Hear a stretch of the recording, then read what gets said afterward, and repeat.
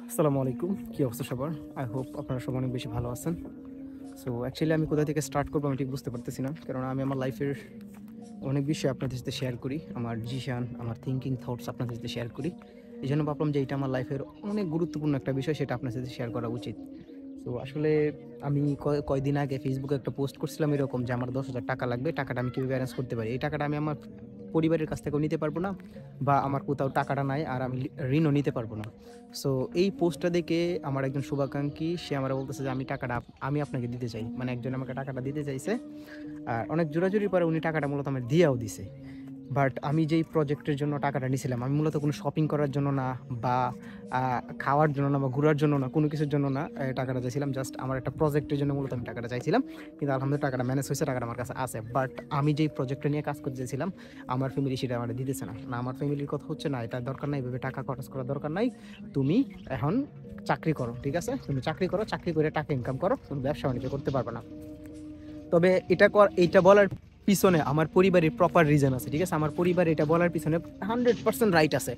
কারণ বিগত ২০১৬ সাল থেকে আমি আমার লাইফে যেই পরিমাণ চেষ্টা করছি, যেই পরিমাণ চ্যালেঞ্জ গ্রহণ করছি, যেই পরিমাণ কাজ করছি, টাকা ইনভেস্ট করছি, সব লস হইছে। কোনোটা থেকে আমি কোনো প্রফিট করতে পারি নাই। আমি অনেক কিছু করছি, অনেক। এগুলা মানে সব তো আর বলা যায় না, ঠিক না? অনেক কিছু করছি, কোনোটাতে প্রফিট করতে পারি নাই। সো রিসেন্টলি আমি বিয়ে-শাদী করছি। সো এখন আর আমার ফ্যামিলি চাচ্ছে না আমি কোনো রিস্ক নেই।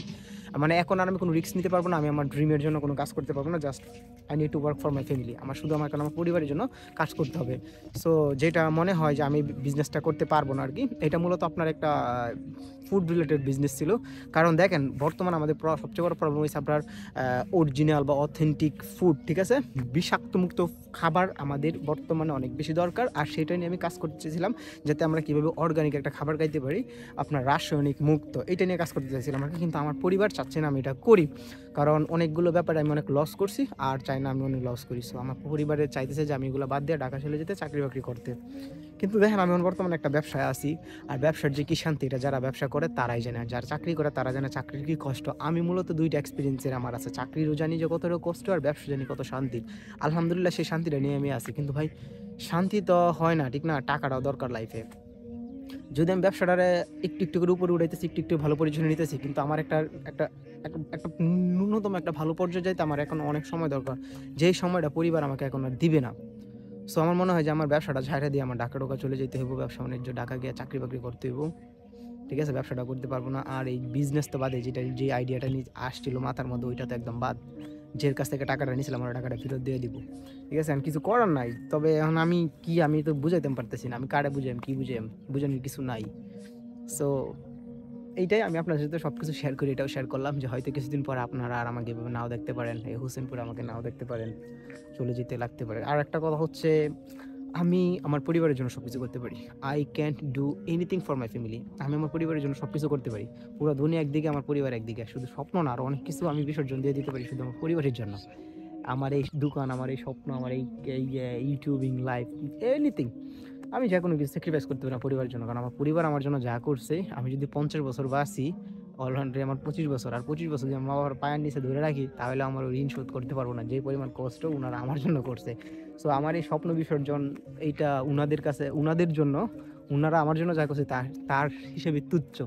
সো আপনারা আমার জন্য দোয়া করবেন, যাতে আমার আপকামিং ডিসিশনটা, আপকামিং কাজগুলো যেন ভালো হয়। আমি যেন আমার ভালো কিছু করতে পারি, ঠিক আছে? সর্বোপরি আমি যেন আমার পরিবারের জন্য কিছু একটা করতে পারি। উনারা অনেক বেশি স্ট্রাগল করছে, অনেক বেশি কষ্ট করছে। আমি চাই না আর আমার জন্য কষ্ট করুক, আমার নতুন কাজগুলোর জন্য উনারা সাফার করুক। আমি চাই না।